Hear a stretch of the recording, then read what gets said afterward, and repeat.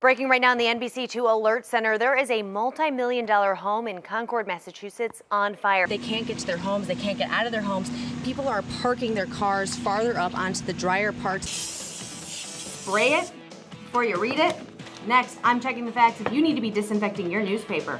Southbound on I-75 is about an 8-minute delay back to Daniels Parkway. NBC2 is following breaking news at 11. We saw a couple stalled out in the middle of the intersection, pushing it into this parking lot right here. This is an end to an incredible nightmare. All right, let's get you back to some breaking news. We've been telling you for the past 20 minutes that Cape Coral Parkway East and Coronado Parkway is shut down. I do want to turn our attention to the weather and the fact that you just told us that you don't own an umbrella. Yeah, I used my mom's for a bunch of years, but yeah, never actually bought one myself. Nate is so fast, he's able to run before those like raindrops lightning. even get him wet. And hey, I'm so tall, I get rained on before all you guys. True. Plus, millions more Americans without an income losing their job because of this pandemic. More breaking news, another more than 2 million people file for unemployment in our country as states slowly reopen. The Labor Department reports that this brings the total of unemployed since mid-March to 40 million people, more than 40 million. Now, Florida saw more than 173,000 new claims reported. As we continue to see more people file for unemployment, the need for help is needed now more than ever. You can give a helping hand thanks to United Way. NBC2's Shannon Clough is live at Broadway Palm Dinner Theater off of Colonial Boulevard in Fort Myers, explaining how you can get involved. Shannon. St. Matthew's House will be handing out food again in Naples. From 1 to 5, you can drive up to the First Baptist Church of Naples on Orange Blossom Drive to get assistance. And new at noon, Senator Rick Scott announces he is donating his second quarter Senate salary to St. Matthew's House. New today, Florida is sending help to families who cannot afford food. The federal government gave Florida approval to start a pandemic EBT program.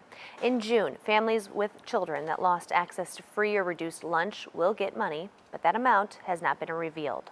More breaking news, the search for answers after a baby is found dead in a car in Clewiston. The Florida Department of Law Enforcement confirms the child was found dead Tuesday, May 26th. That is all of the information that NBC2 has at the moment. We are working to confirm more from FDLE. Once we do, we will update you. Testing is back open in Charlotte County. You can go to Charlotte Sports Park only if you have an appointment. The next testing day is Tuesday. In Lee County, though, NBC2 is still trying to get answers into why some people have not gotten their COVID-19 test results back. And they got tested weeks ago. The issue has been at the Hammond Stadium site, where anyone can get a test done without an appointment or doctor's note. NBC2's Edna Ruiz is digging into why this is happening. Edna. A breaking news update at 12:09. Punta Gorda police need your help finding a driver who took off after this crash. It happened on May 19th on the Gilchrist Bridge. A car was speeding when it rear-ended another car, causing it to roll. Police believe the hit-and-run driver was in an off-white Buick LeSabre or Buick Century. The driver is described as a white man between 20 and 30 years old. If you know anything, call Southwest Florida Crime Stoppers. People are dying from COVID-19, but they're also dying from the flu. So what's true when it comes to comparing those numbers? I have the answer in my next fact check. Are you spraying your newspaper with disinfectants? I just learned my grandparents are. I'm serious. I just got this card from them yesterday. Inside, news article clippings. They're wavy, like they have water damage. Grandma is spraying the paper with Lysol before letting Grandpa read or touch it. A sweet gesture, but is it effective or necessary? Just spraying it won't do much, and you also risk ruining the paper. Lysol says to disinfect, pre-clean surfaces first, then spray the product, and the surfaces must remain wet for 3 minutes.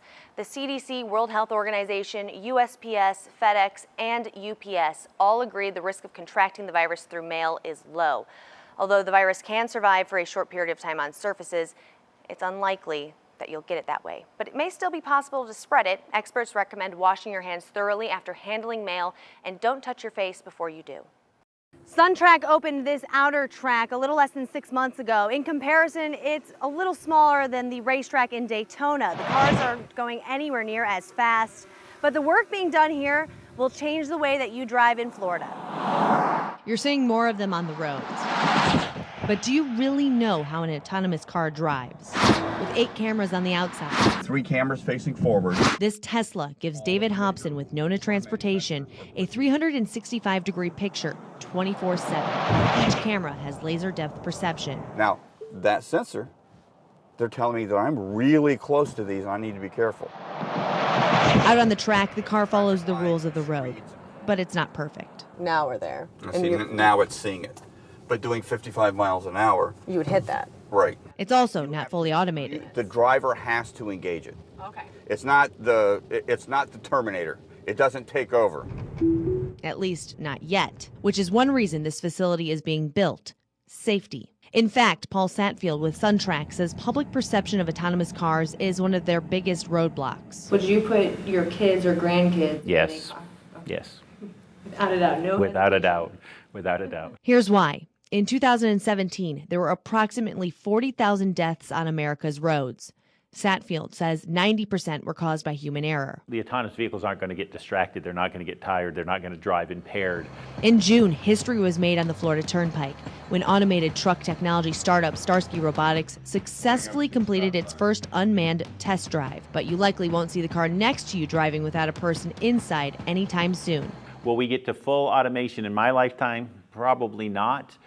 We are probably looking at, another 20, 30 years from now. For now, the calls are coming in from companies interested in trying out SunTrack. More are expected when the infield, complete with a mini city, a simulated airport drop location, and even a sensor chamber where researchers can control the weather, is complete. We're open for business.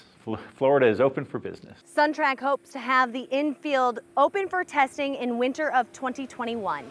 In Auburndale, Amanda Skrzypchak, NBC2. I see you. I'm not coming in that water, so I gotta call a tow truck. Water at least 3 feet deep at the intersection of McGregor Boulevard and A&W Bulb Road, leaving this young woman and her grandfather stranded, her car flooded. Others stopping to help get this man to safety. Complete strangers providing rides just trying to get home. This man stalled out, leaving Harbor Cove to go check on his wife in the hospital.